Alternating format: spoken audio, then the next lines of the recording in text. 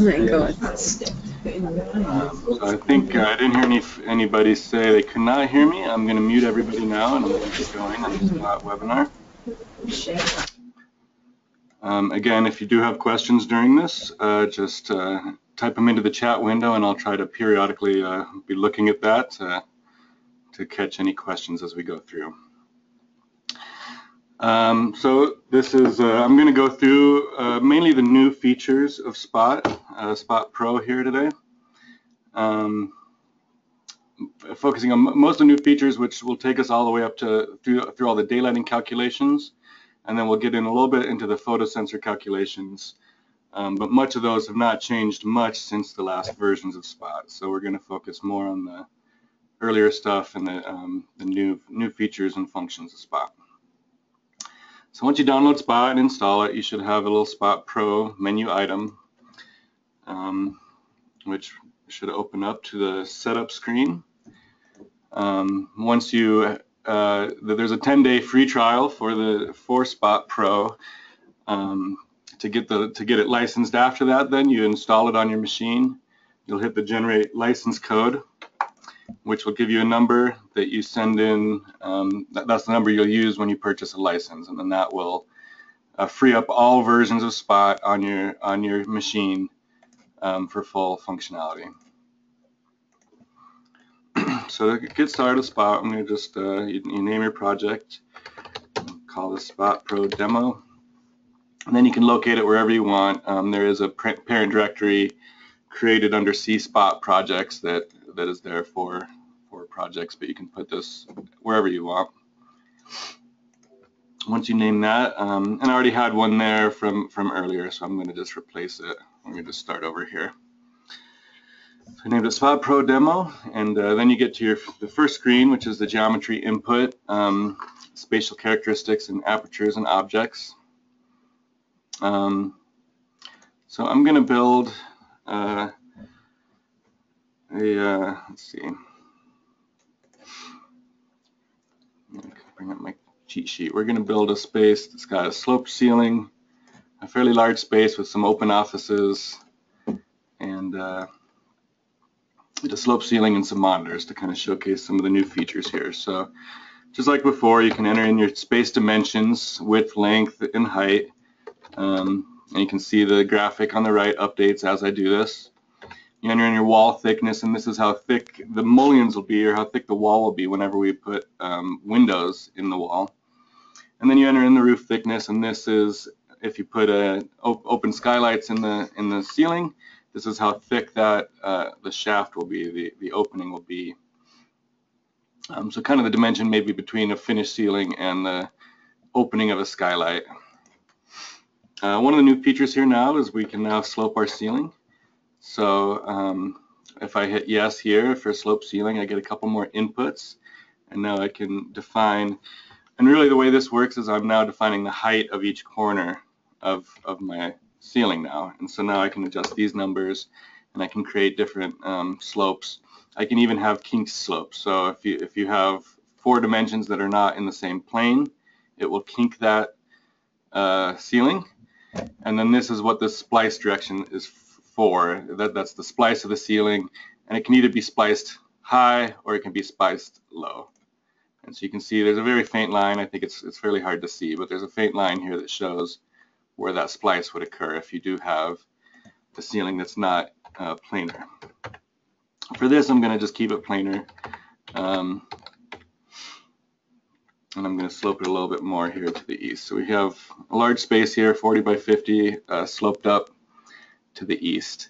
Now another new feature of Spot Pro is now in addition to slope ceilings, I can also add monitors to my space. And so when I say yes here, I get an input to add a central monitor. I'm going to make this monitor, I'm going to center it into my space. You can enter the width and the length of the monitor. And then this is the overall height of that monitor roof. And then you can locate it away from south. You can locate it away from west. And then this has a separate wall thickness input. So if you have thinner walls up on your monitor, you can input that. maybe I have a little bit thinner walls up there.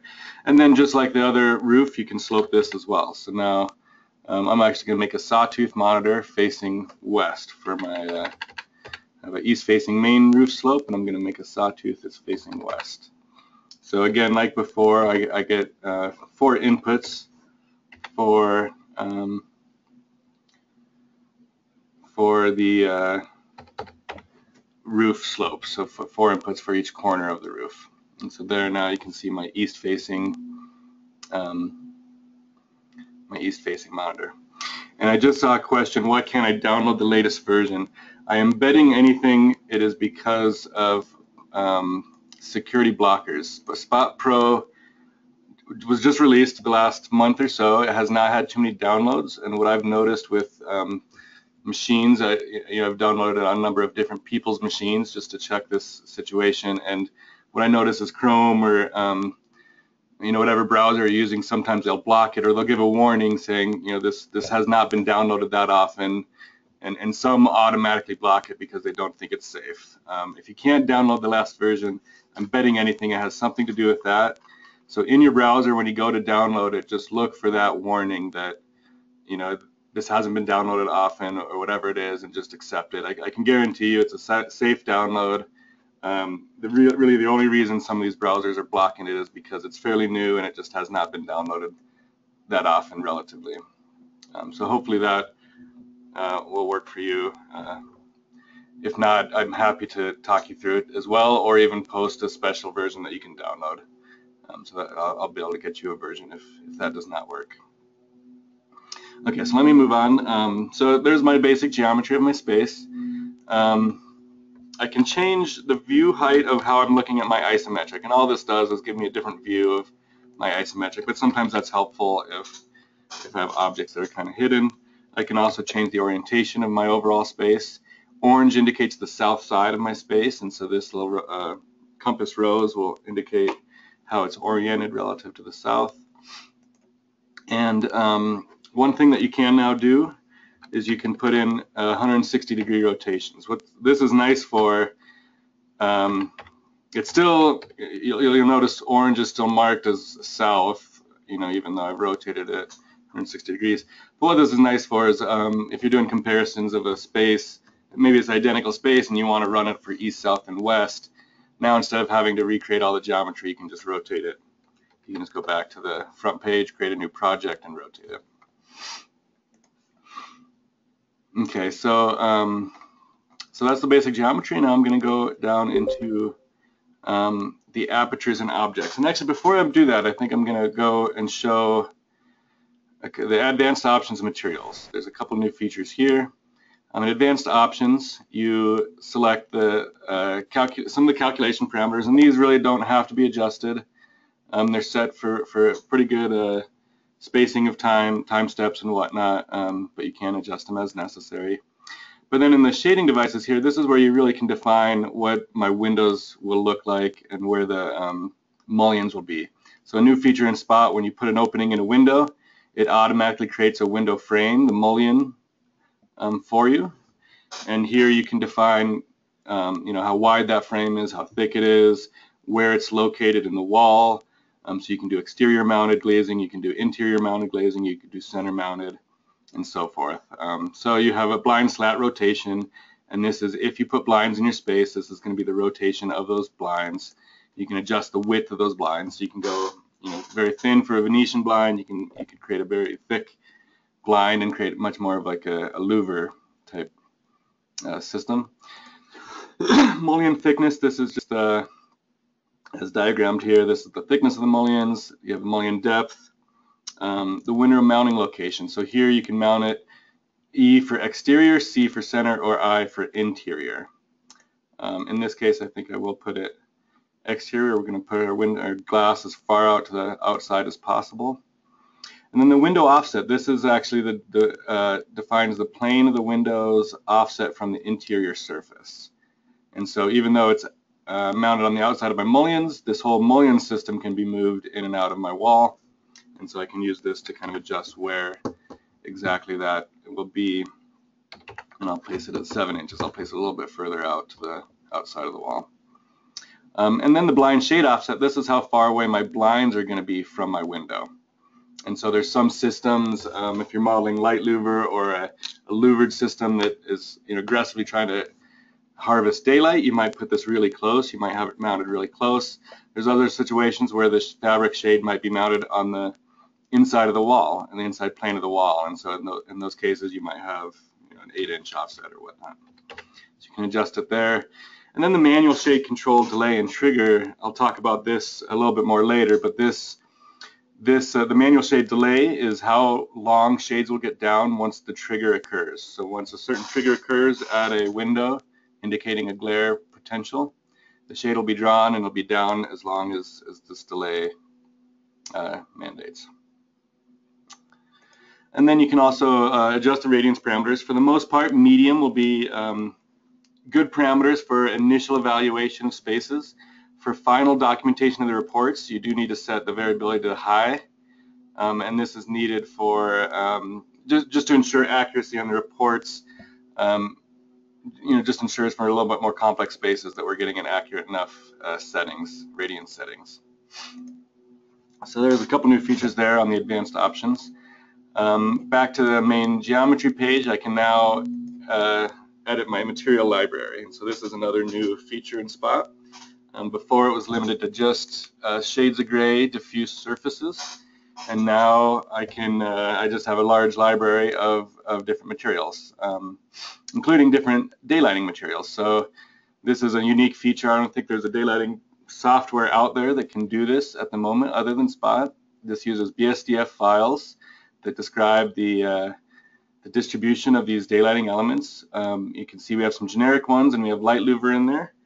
Hopefully these will, the database of these will grow, but you can also import these BSDF files and just add them to your database. So I hope too more and more manufacturers will start to publish these files so that we can simulate their systems.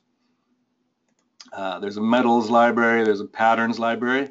This patterns is for if you want to place a ceiling tile, for example, on your space. So, and the way you bring these into your project, you have your library here, and then this is the materials within your library. This is a little editor here, so for each material I can edit, I can create new materials, I can save and delete materials, I can create new libraries and whatnot. But then once I have a material that I'm happy with or I want in my project, I import it to my project and it'll show up here on the materials and patterns window. And so then it's accessible. So it's in my project, but I still haven't assigned it to a surface. So it's in my project, but until I actually go here and place it on the ceiling, and all you do is select anywhere in this line, and you assign material to object, and now my ceiling will have this tile ceiling pattern. These RAL Classic materials are just a wide variety of different colors. RAL was a color standard, and so from here you can select a number of different colors. I'm going to just select a blue-gray for my floor. And so then I select my floor, I highlight the blue-gray, and I can assign that now to my floor. And then the other thing I was going to do was assign beige here to my interior walls, just to give us a little bit more color, a little bit more interest. At any point, I forgot to mention, we can simulate what that color is going to look like. And so that's what this render button is. So I've selected blue-gray, and I'm going to render it, and it'll just take a second here to run that rendering, and then now I have a little rendering of the blue-gray. What's nice about this is that it shows all the different hues of blue-gray that I would get in my radiance model. The color is separate from the hue of it, or the brightness of it. If it's in shadow, it's going to certainly look different than if it's in direct light. And so this is a good way to just kind of verify that your material is going to look like what you would expect it to. So now we've added some materials, we've refined our window, what our window looks like exactly, and now let's start entering in some windows here. I'm going to start on the south facade. So this is the orange highlighted facade, but here I get an interior elevation view. And I'm going to just evenly space. I got a 40-foot facade here. I'm going to just evenly space some windows. I'll start them at 3 feet. Let's just do a 5-foot by 4-foot window. Give it a 60% transmittance. And then this is where I can assign a treatment to that window. And you'll see anything I've imported to my project I can also assign as a treatment. And so if you have BSDF files for a blind or for example, or light louver, this is how I'd assign light louver to that window. Here I'm going to just put in, for these I'm going to put in shades, I suppose. Okay, so then you can see my window pop up once all the inputs are there. You can see my window pop up on the diagram here on the interior elevation. A new feature here is this array function. So now I can array my window.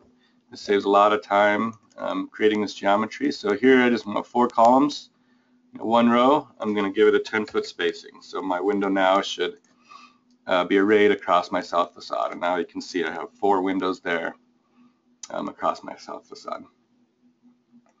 So the other thing I want to do here is I'm going to put an exterior overhang. So a new feature in Spot is these blocks. Excuse me. The blocks can be used for a number of things, and I'm going to illustrate a couple different ways of using those blocks here today. But they really can be used for a number of things, from exterior buildings. You know, if you're in an urban environment and you have a bunch of skyscrapers around you, the blocks could be used for those. They can be used for overhangs, for cubicle walls, for bathrooms, for core spaces within your larger space. So really these blocks allow us now to model a number of different scenarios. Here I'm going to model, I'll first model a block that just represents an exterior overhang. And so I'm going to go ahead and say this block is going to be mounted to, is going to be fixed to the exterior of my south wall. And then what's nice about this is if I change dimensions or anything later, my block is still going to be fixed to that outside wall. The X location of my block, so the blocks all get entered in by X, Y, Z locations. And you can use this diagram here to figure out how that works. It's all relative to my southwest corner. I'm going to just simply be entering in the X, Y, Z location of the corner of my block, and then the X, Y, Z size of my block. And these can be negative numbers too, so you can locate the corner but then actually give it a negative number if that's more convenient. So here I want to start it a little bit past the edge of my facade because I want a fairly complete overhang there. And the Z location I want just above my window. So I'm going to put this, my window height was 8 feet here. I'll put that at 8.5. Now my X size, this is going to be the width here. I want it to extend past this window as well. So I'm going to put it in as 44 feet. So I'll have a 2-foot overhang on either end there. And then this indicates that the Y size, if it's mounted to the exterior, should be a negative number because we're mounting it right to the exterior, and now we're going to protrude away from that. So here I'll give it a pretty good overhang, a 4-foot overhang. And then the Z size, this is the vertical dimension of that block, and then I can give it the reflectance. So then once all that input's in, you can see my block on the interior elevation, and you can see it up here in the isometric, creating an overhang over my view windows. And you can adjust the reflectance here. You can also give this a color. So if you've imported a material, you can give that block a color as well. I'm going to just leave it at 60% here for now. Okay, so now we have some south view windows, an overhang over those windows. I'm going to add a couple more windows to the south. When I arrayed them, it created 4 windows, and so now I have windows numbered up to 4, and then the next window I'd create would be 5 here. This one I'm going to put a couple windows just up above here to create some upper light here. This one I'm going to put right up against the wall. So 10-foot seal height, 8-foot high window, a thin window. I'll give this. I'm going to make this a translucent window. So we'll just have a couple translucent panels up above. Since I can't spell, I'm can always use the pull-down menu to choose what type of treatment would happen. And translucent just means it's a diffuse window. So now you can see my window up there. Here, to save time, I'm also going to just array this. I'm going to array 3 of them. I'll go to the 6th one. You can see now I have a couple windows exceeding my wall space. So I'll go and I'll just adjust the height there. And I'll go to this one and I'll adjust the height there. So now I have a pattern of windows now above my overhang. They're all translucent, so I shouldn't have any direct sun coming in there. At any time, you can hit the Run Interactive View. There's instructions on how to use this RView program in the Spot manual.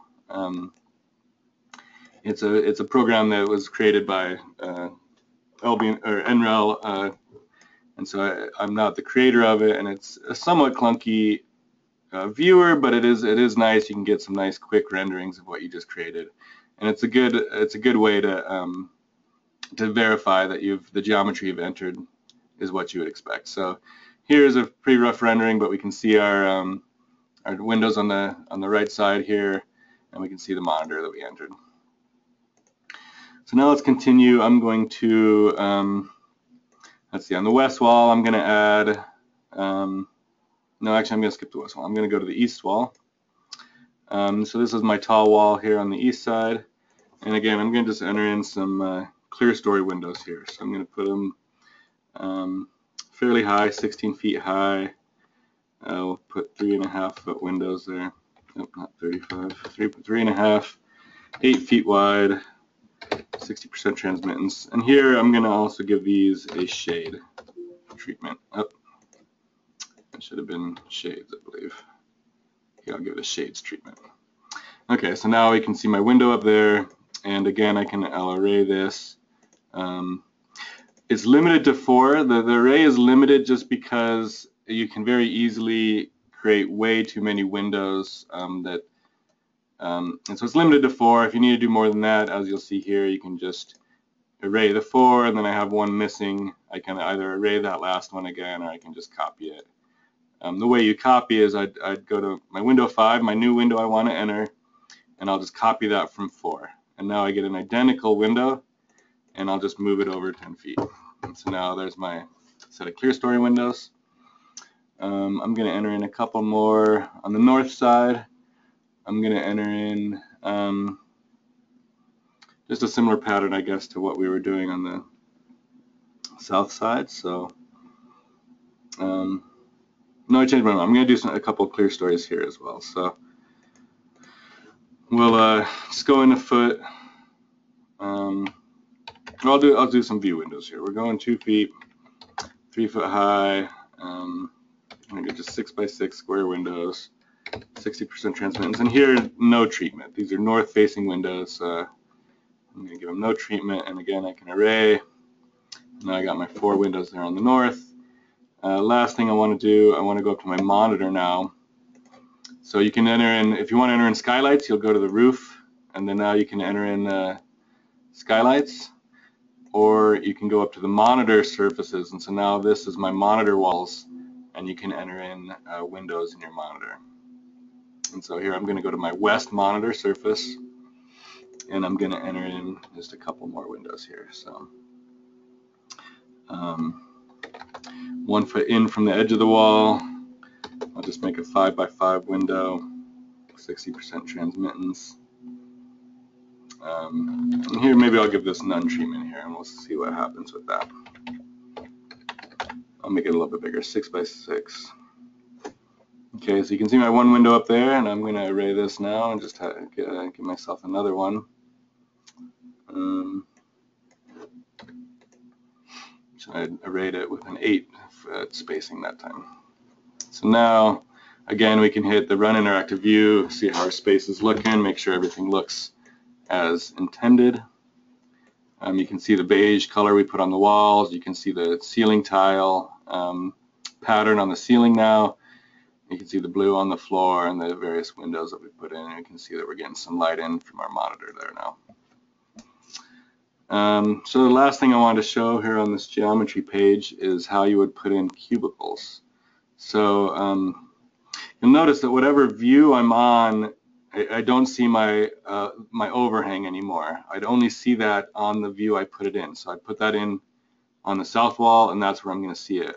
So that's good to remember when you're putting in these blocks. Put it on the view that makes most sense. So whenever I put in cubicle walls or you know, in a core space, a bathroom space or whatnot, I put it in the roof, and then I can see it in floor plan. So here I'm going to just put a couple cubicles right in the center. I'm going to create a little open office environment right below our monitor there.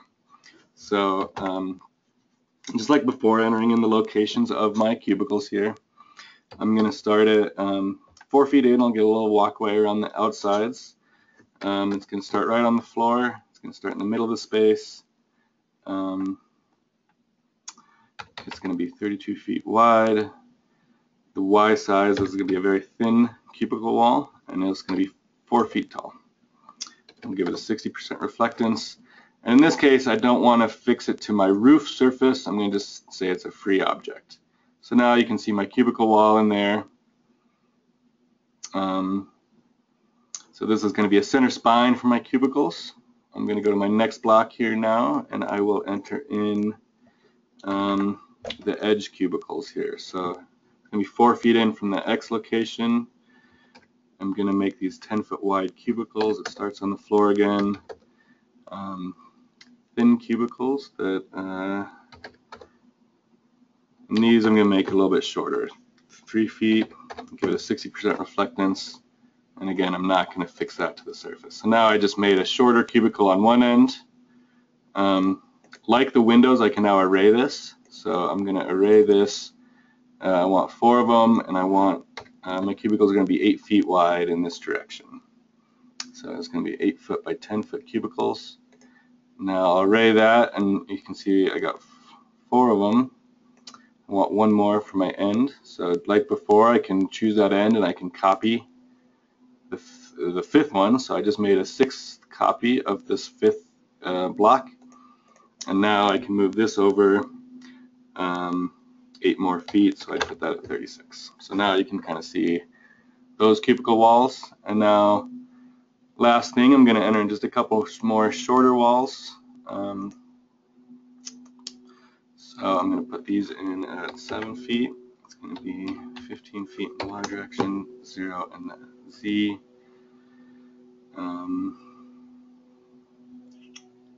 It'll be 10 feet wide, 0.1. And these I'll make 3 feet tall as well. Reflectance 60% again. And again, this one I'm going to set as free. So now you can see a little wall I created there. And now I'll just array these 2 rows and 2 columns. The rows are 20 feet apart, and the columns are now 16 feet apart. So I array that, and now voila, there's my cubicles in the center of my space. You know, once you get used to this, the coordinate system, I find it to be, you know, I think that was a fairly quick way to get quite a bit of geometry in there. Again, we can do a rendering just to see what's going on, make sure space looks like we want it to, and now you can see everything in there, and you can see the cubicles I entered. The blocks can be used also for core spaces. So if I had a big chunk of this that was a bathroom or something, I can just block that out with a block, and that will exclude those points from the rest of the calculation. So yeah, so that's all I was going to show today on the geometry. I think that covered a lot of the new features that are available now in Spot. One new thing with Spot is you used to always have to enter in electric lighting, but 90% of the users were really using Spot for the daylighting tools. You know, very fewer of the users were going into the detailed photo sensor optimization. And so now you don't have to enter in electric lighting. If you just want to run the daylighting analysis, you don't have to bother with electric lighting. You can just hit next from here. It'll give you a warning saying you haven't entered in electric lighting, but you can continue on and just look at the daylighting results. I am going to show the electric lighting here. And so when you go to that page, you get a reflected ceiling plan of the space, and you have a luminaire library. You can go, and this hasn't changed much. You still have the same library. For the most part, there's a new LED library in there, seeing as how many fixtures are going this direction. And so I'm going to import just a direct, indirect LED fixture, and then a compact fluorescent downlight. And so now, once those are selected, they're in my project and available to be assigned to a zone. Here I'm going to make a couple different zones. The mounting height, this can be entered in as a negative number if you want to enter it in as a suspension height. So this would be this would be the distance from the ceiling. So if it's a negative number, it's the distance down from the ceiling. If it's a positive number, it's the distance up from the floor. And so this is useful. Sometimes you want your fixtures equidistant to the floor. Sometimes you want them equidistant to the ceiling. And then I enter in my row start. I enter in the column start. So this is just going to be the start of this array that I'm creating. I'm going to assign the array an LED, the LED fixture that I imported. I have one row to this, and I'm going to have 8 or so columns.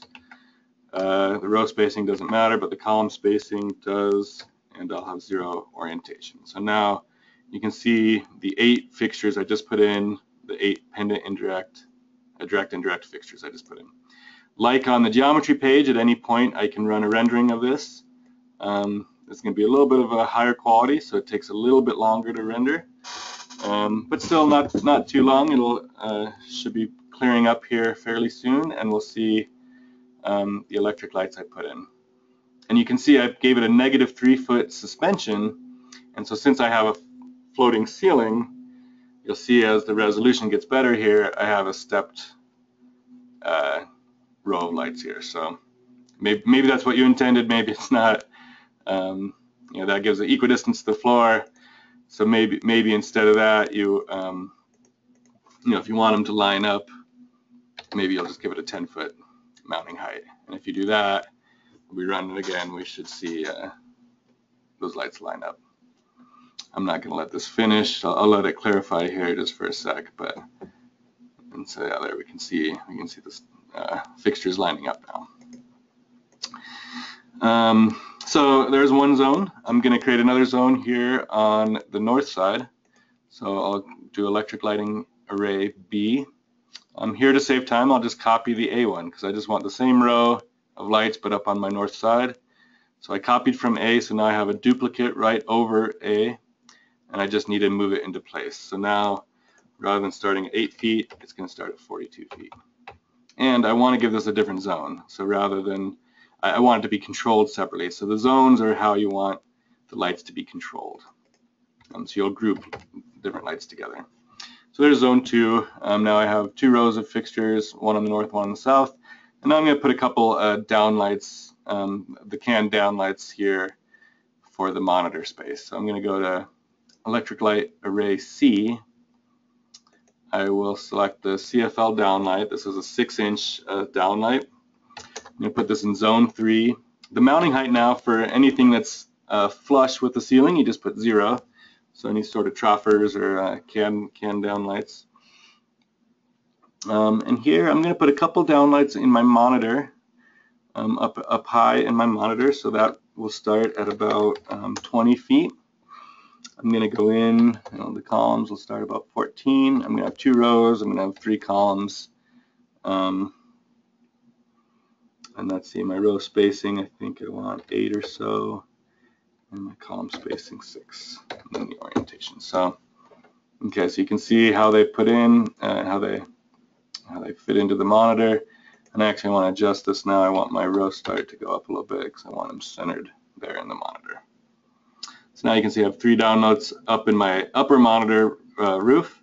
Now I'm going to add a couple rows here on either side as well. So, and this is, and to do that and have them in the same zone, this is why we have arrays versus zones. So now I can define another array, but I'll give it the same zone as the same 3 zone as those other downlights. So then they'll still all be controlled together. So I'll choose the same CFL. I'm going to give it the third zone there. Mounting height is still 0 flush.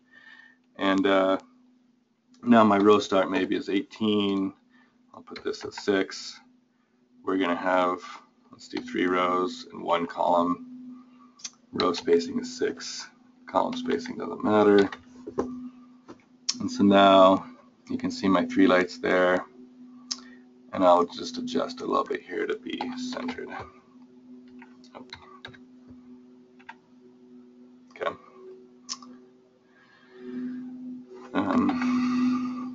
And you can see it's yellow, so it's going to be controlled with my other downlights.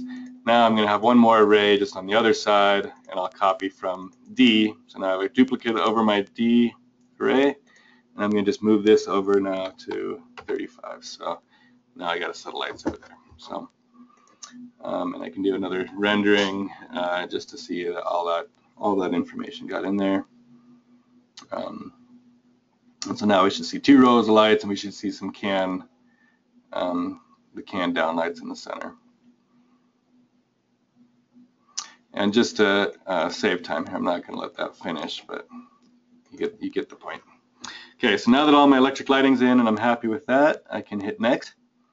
And now in the background, it's going to start doing calculations. And it's always important in Spot to never close this window. If you close the window, the files, the whole Spot is built on a Radiance engine, and it requires these scripts to run and the Radiance calculations to run for the interface to work correctly. If these get closed, you're bound to get some errors. When you hit next, it's going to look for files that don't exist. If at some point, if I've realized, oh, I made a mistake with my electric lighting, I can close this as long as I hit back next, because I'll go back, I'll make a change, and then it'll re-trigger the calculation. So you can close it, but as long as you hit back afterwards. If you close it and try to move forward, you will likely run into some problems. So this is the site usage page. This has not changed much. This is where you can just define the annual and the weekly schedules for your space. This is mainly used for the annual energy calculations and the metric calculations. It is not used. The design days don't depend on this. It's still going to show you the design days, the sunny and cloudy design days, but you can, there's a database of all the TMY2 files, so for every, and that covers all the states in the US. I think there's 245 some TMY2 files. You can also import an EPW file, so you can start to build your own library of EPW files, and there's EPW files, those are Energy Plus weather files that are available throughout the world. I think every country has at least a couple EPW files available. On the weekly schedule, this is kind of how it's occupied from Monday through Sunday, and then this is how it's occupied throughout the year. The shade control, there's one new feature here. This, for any shades I entered, this allows us to set how we want to control those. And in my space, I guess I gave a couple translucent, a couple windows with none, so no treatment. The only shades I entered were the ones underneath my overhang here. However number of different shade zones I had, would show up here. So only zone 1 is showing up, but had I had others, I would have had other zones there too. And you know what I think what happened? I think I did have shades on this Clear Story, and I think I had them still labeled as zone 1. So those are all going to be together in zone 1. So if I was going to do an automatic control, the automatic control allows you to place a sensor outside of the space and then give that sensor a set point, and then that set point is what triggers the shades to be up and down. And so whatever I give this set point, when that gets exceeded, the shades in all those windows will be down. The new feature in Spot is now it allows for a whole range of shade control, and this is another unique feature to Spot. I'm not sure any other software can do this.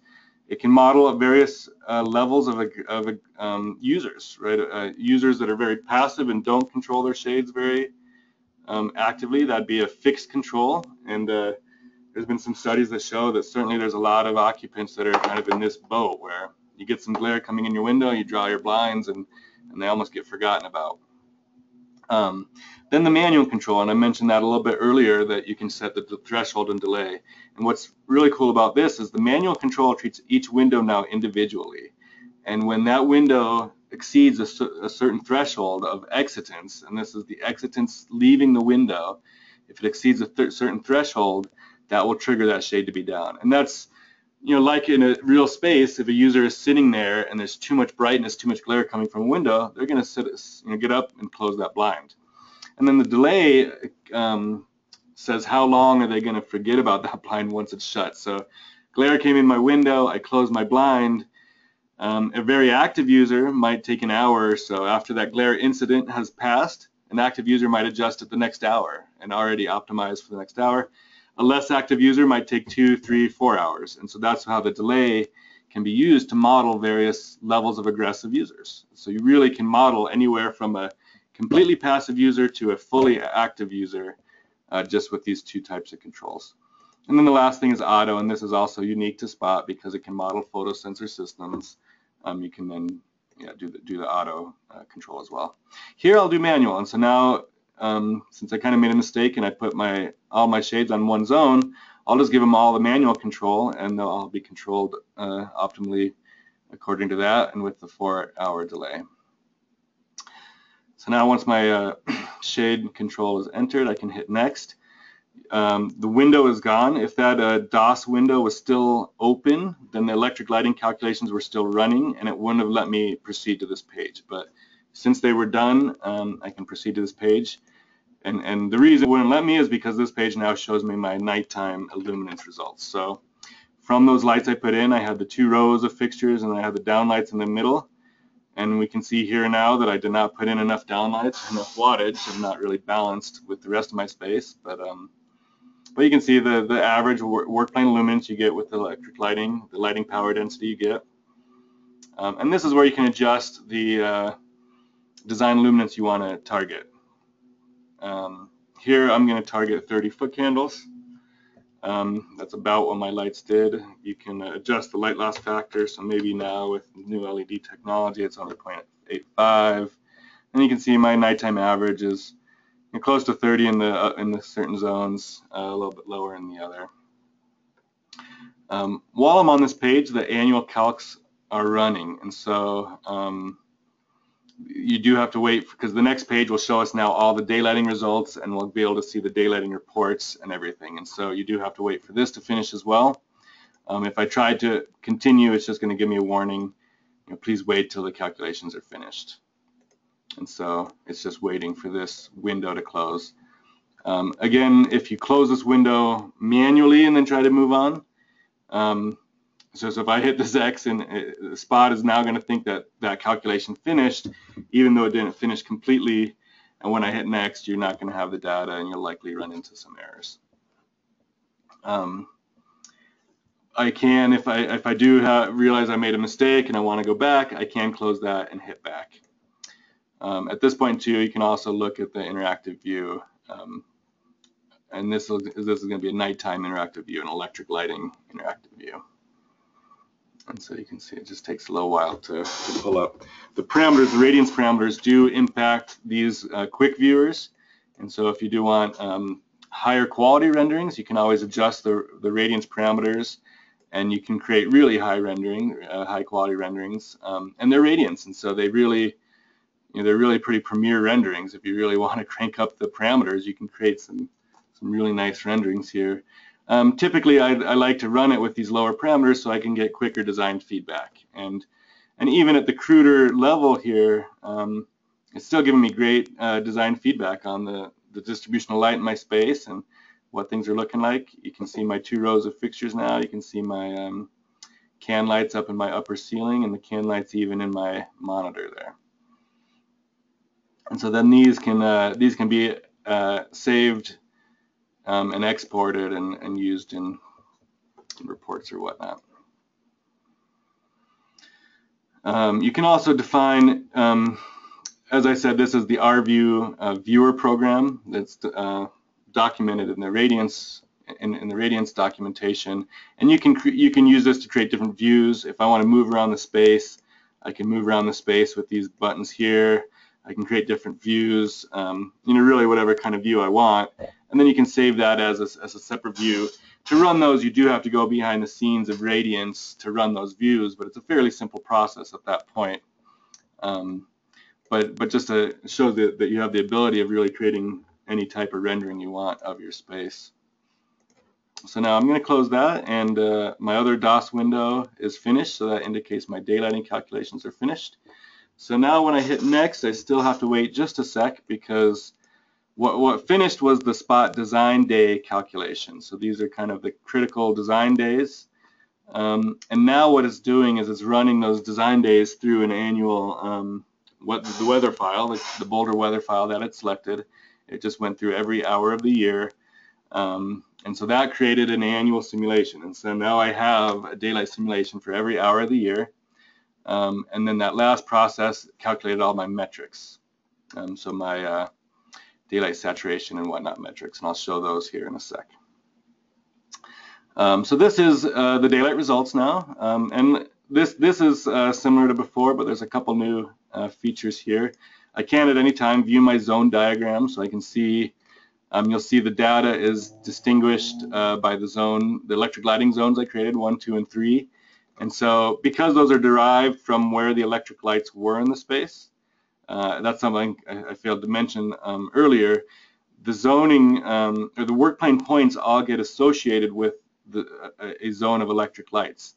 And the way it does that is whichever electric light zone contributes the most to the point, it gets associated with that point. And so later when you're trying to fine tune your photo sensor system and you're seeing too low of a luminance in a certain zone, you know then which fixture, which zone of fixtures are the ones to adjust to try to help that situation. So here you can look at all these different design days. And the results, these are the work plane luminance results for all the different design days. At any point, whatever day is selected, I can do a quick rendering of that day. So here, this was winter at 3 p.m. I can do a quick rendering. I can see where the light's coming in, the kind of daylight I have in space. And like the other renderings, if I have higher parameters, I'm going to get much nicer renderings there. But you can go through each different time of the year and season. You can look at overcast as well as the sunny conditions. And one thing to know here, it might be a little surprising that our sunny conditions, or that our overcast are actually so high compared to our sunny, but our sunny do have all those shades down. So with the manual control, all our windows exceeded the threshold for a lot of these sunny conditions, and so the shades were drawn. And that's not all the shades, but some of the shades in the zone 1 were drawn during those conditions. And so that's why it's maybe not quite as high as you might expect, because for one, those shades block direct sunlight. We don't have direct sunlight in there. So we have a nice diffuse daylight design there. But you can look at the cloudy, and then down below you can look at annual average. So this is my annual average luminance throughout the year. This is annual max. This might be of concern if you want to see what's the worst case conditions I've seen throughout the year. So these are the maximum illuminances I receive. And for the most part, it's not too bad, but I have a couple here that have exceeded. Let's see what they're at. This one's at 3,133. So this makes sense if you remember in the geometry, I did have translucent windows and shades on most of my windows, but in my west-facing monitor, I made those clear windows. And so here we can see our 2 patches coming in from that west-facing monitor. And that's why I have those 2 peak conditions there. And then what we can do is we can look at the annual and see if that impacted the annual. And so certainly enough, there's a couple of splotches here. And you can see on this diagram, a couple of splotches there that are the result of that direct sunlight coming in that west monitor. I can also look at daylight saturation. So this is a really nice measure of just the quantity of daylight in the space. This is continuous daylight autonomy. The new term is daylight saturation, and it just shows how well my space was daylit throughout the year. And so this is actually a pretty nice level of daylight, pretty high throughout the year. You can also then look at daylight excess, and this is a measure of how often did I bring in too much daylight. And so what it's doing is it's identifying, there was a couple spots here that had direct sunlight coming in from the windows. Those were potential excess of daylight. It's not much of the space, so as a designer I might decide that, hey, that only happens 20% of the time, 20% of the year. And so and that's what these numbers indicate. 20% of the 0.2 would be this spot exceeds a certain threshold 20% of the time. And as a designer, I might be fine with that. I might feel like that's, my occupants can deal with that little bit of sparkle. It's not that big of an issue. You can look at daylight autonomy, and this is different than daylight saturation. This only looks at the times that it exceeds our 30-foot candle threshold. And so this is going to be a little bit lower than the daylight saturation. You can look at useful daylight illuminance and useful daylight illuminance max. And so this is kind of the points that exceed UDI. And then daylight factor and spatial DA. I'm going to go ahead and go into the report here. And I am going to try to wrap up here at 11, so we have about 8 more minutes. This is just telling me that I failed to mention on the setup screen, you can choose if there's a specific report you want to get out of this. You can choose that, and then it'll automatically calculate some of these. So what it's just telling me is that LEED version 4 was not calculated, or was not selected early on. And so this annual sunlight exposure calculation that's required for LEED 4 was not done. And so it's just giving me a warning that it'll do that if I select that report. So here's the spot report pages, and these have been all been updated, and so these are now all very much current. The spot daylight performance report is really still my preferred report. And what's nice about this, let me just scroll down just a little bit so we can see, I guess we can't see everything at once there on this screen, but you can see most of it there. So this report uses a combination of daylight autonomy and daylight saturation and then daylight excess to determine whether the space is well daylit or not. It reports on glare, and so if you have too much daylight excess, it's going to caution you about that. And here it warns us that there's minimal direct sunlight patches of high daylight luminance, and so it's just telling us to be aware. As far as the metric goes, it did not exceed our threshold, so for it to violate the metric, it has to go above 5%. And so we did have some direct sunlight, but it was a small enough portion of our space that it still passes the metric. The uniformity metric here, this kind of just discusses how well the daylight is distributed in the space.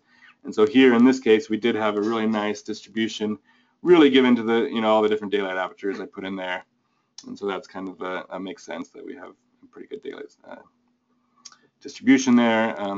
Then the quantity, this is just reporting on, do I have enough daylight in the space?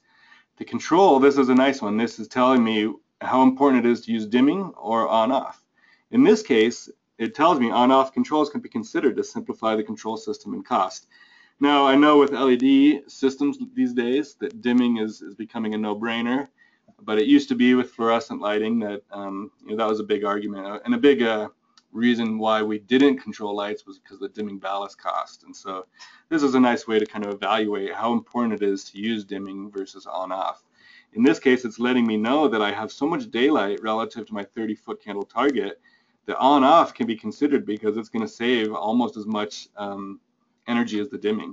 And we can look here and kind of see why that's the case. Our 30-foot candle target is right here in the green line. And we can see that our daylight levels are often between 40-foot candles and 120, right, our average. So that's why it's telling me that controls can be on-off. And then the last thing is it's going to tell me how important are shades, and it's not going to be able to tell me that until I run the LEED version 4 report. So at any point you can copy this image. If you just hit copy and you paste it into a Word document, you're going to get this exact report in a Word document. Sometimes it copies it to the clipboard, and so I've noticed on some softwares I copy it to the clipboard and I can't paste it in. In those cases, you can always paste it just to this cell and then copy from there. It's just kind of a funny way the clipboard works. It works really well between Office programs, so from Excel into Word documents it works really well. You can then view the different zones. So right now we're viewing the results for the entire space, but if I did want to, say I'm doing a LEED documentation and I need to split this up because I need to report, these are labeled as different rooms for my LEED documentation, I can now look at just zone 1, which was my south zone, and I can get the report for that. I can look at just zone 2 and I can get the report for that. And here actually this is interesting. So zone 2, because that's my center zone, and I can look at my zone diagram again. That's my center zone. It's a smaller, oh no, sorry, zone 2 is my top zone. And you can see it had all these sun patches in it. So that is one that just barely exceeded that threshold. And so it's telling me to reevaluate my design, mainly because it's saying there's too much direct sunlight there. And then you can look at zone 3, that's my center zone right below my monitors. And it gives me excellent daylighting for that. So that's the Spot Daylight Performance Report. You then also have the LEED version 2009 in there, and so and LEED version 4.0, you have the CHIPS, the Collaborative for High Performance Schools reports in there, and then you still have the old versions of LEED 2.1. So if we go here and we select 2009, it does ask, there's a couple prerequisites. So in 2009, if there's glare control measures, it's going to look at illuminances just above 10 foot candles. If there's not, it's going to have an upper limit as well. And so you can just hit yes or no, and then it gives you the report. You can see in red here my simulation parameters are still medium, and so that's going to be, that needs to be green. You need to run that, the variability is high for these final reports, and that just ensures that the reports are a little bit more accurate. So if you're doing this as in design, I usually run this in design mode at medium, medium, medium, because it gives you pretty good results, and comparatively it works fine and it runs quicker. But then if I'm happy with my design and whatnot, I'll go back to the radiance parameters, I'll up it to high, and do that for my final report. So there's the LEED version 2009. It gave me good daylighting, 2 points, because my equinox at 9 a.m. and my equinox at 3 p.m. all had 100% coverage. We were above 10 foot candles for that entire time. LEED version 4.0, so this is telling me it's going to need to run ASE calc. So now, I apologize, but now we're going to just wait a sec for this, for the ASE calcs here to finish running, and then we'll be able to look at the LEED version 4.0 results. There are certain windows in Spot that it's going to lock Excel out. So you'll notice here I can't do anything. I think these buttons wouldn't even work. And that's because it's in the middle of running a macro, and it only does this when it needs the results of this run to be able to continue. And so in this case, I'm wanting to look at the LEED version 4.0 report. In order to look at that report, I need these annual sunlight exposure calculations to finish, and so it's not going to let me do anything in Excel until that finishes. And so there's just a couple times in Excel or throughout Spot where this happens, where it locks you out. Whenever it does, it'll have a note that says please wait, and it has an estimate of how long that wait is going to be. So again, I apologize, I didn't actually intend to click that because I didn't want to wait through this, but it's getting close here. We're almost halfway through. What the annual sunlight exposure calc is it's new to LEED version 4, and what it does is it runs our space with no shading at all. So it's a good indicator of how important were my window shades. And you could argue that a good daylighting design might be one that's maybe democratic in nature, one that doesn't rely on good users. You could argue that that's a better daylighting design, is one that is foolproof, right? That the users can't come in and mess up because they've done something funny with their shades. And so this ASE, if you have a low ASE number, that indicates that with no window treatment, I don't have that much direct sunlight, so it's a good daylighting design as far as that goes. I don't need to rely on window user control.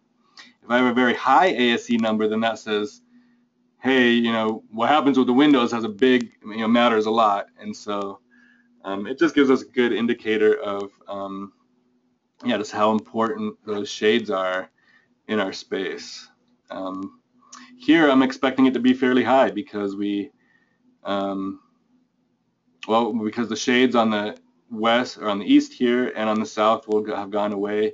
The translucent glass I used here will still be translucent, so we're not going to get any extra patches from that, but we will get a lot of patches from the others. And so here, just finished now, and so for LEED version 4, it's asking about manual override of the devices, and this is just a prerequisite of that. And so you hit yes, and then you get your report. Here, the only reason it did not pass is that LEED version 4 also requires that the spacing be 2 feet. And so had I selected LEED version 4 at the beginning, it would have required that, and then I would have had a larger grid here. It defaulted to a 3-foot spacing just to optimize the size. That's the only reason that's saying fail. But other than that, actually my ASE calc isn't too high. I don't think that would have violated it. I do have a lot of points that have some level of daylight, but it's fairly quickly. Those patches are moving fairly quickly across my space.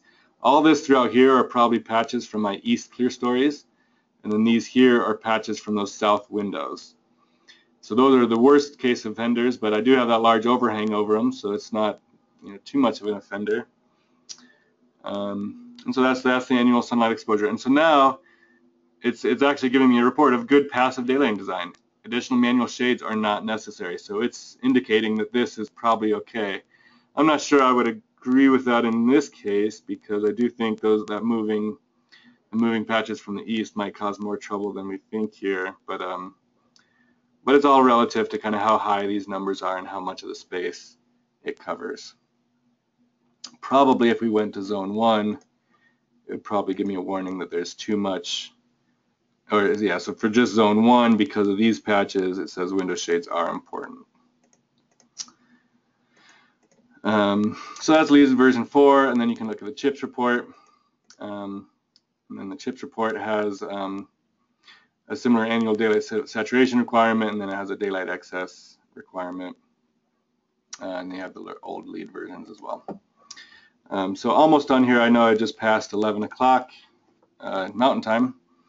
But just to show one or two more things, so in addition to the design days in the report, you can also look at each specific day. So the calculations were run for the entire year, and so now we have data for the entire year, so we can look at, you know, any month of the year, any day, and any time. We can display that result, and what that shows us is this is the data that was in the weather file. That was the global illuminance in the sky cover at that time, and then this is the luminance that we're predicting for that condition. And you can do this for, you know, any time. So you can kind of crawl through this and see if there's any you know, funny days or times, or if there's certain days and times that are real critical. It's good to go to this and kind of see what's going on during that time. So that's really the end of the daylighting portion of Spot. This is what 90% of users do, is just take it up to here. I think within an hour I illustrated that you could model a somewhat complex space now, and you get a very accurate radiance model of it. You get the results, and we got a LEED report for that space within an hour. Yeah, so I think that, and that alone, I use this tool all the time for the quick LEEDs calculations.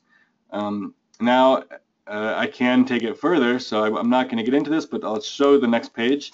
The next portions of Spot is then optimizing the photosensor control for my space. So I've gotten reports on how the daylighting's going throughout the year. I saw how the electric lighting is working, and now I can optimize my photosensor control. So on this page and forward, you end up, for each zone here, I would end up optimizing the location of those sensors.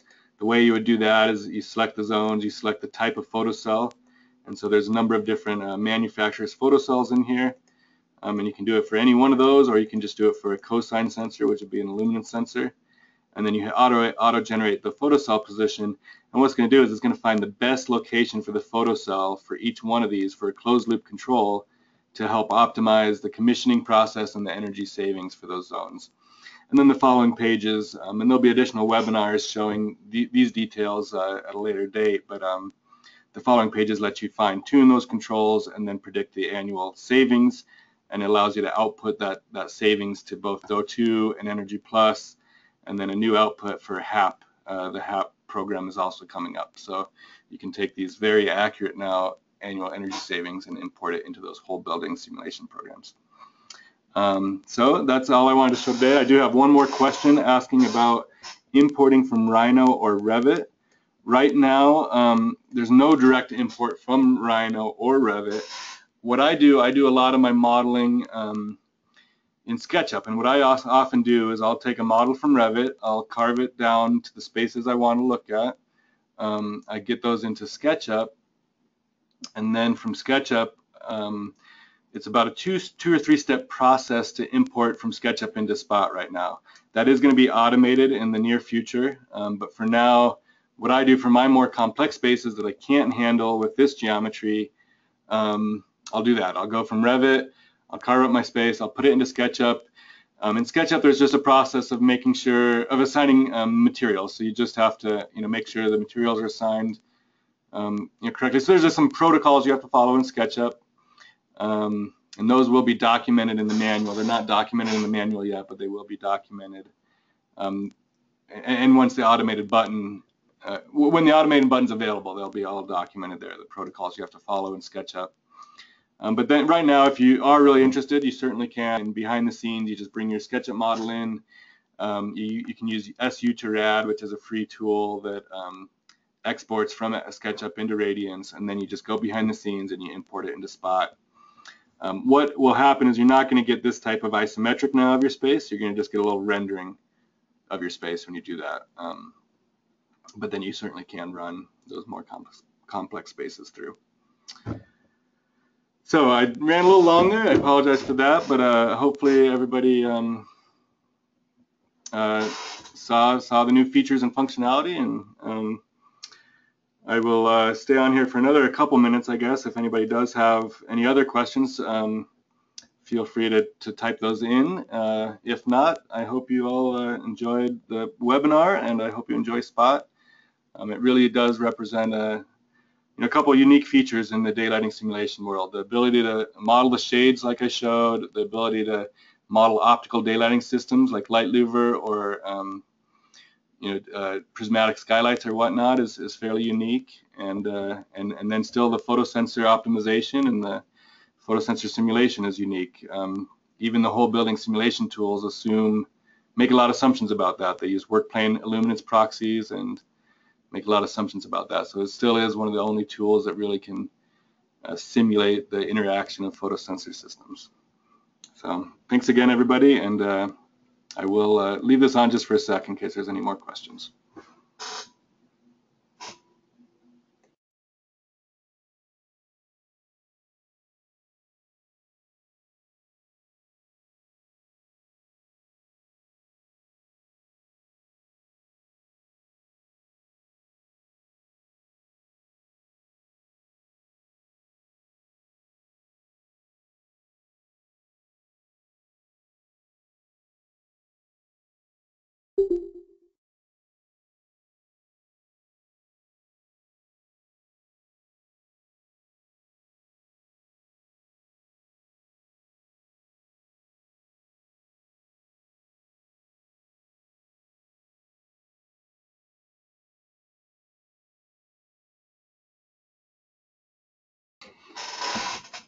Okay, and I don't see any more questions coming in, so I am going to stop the webinar now and stop recording. Thank you, everybody.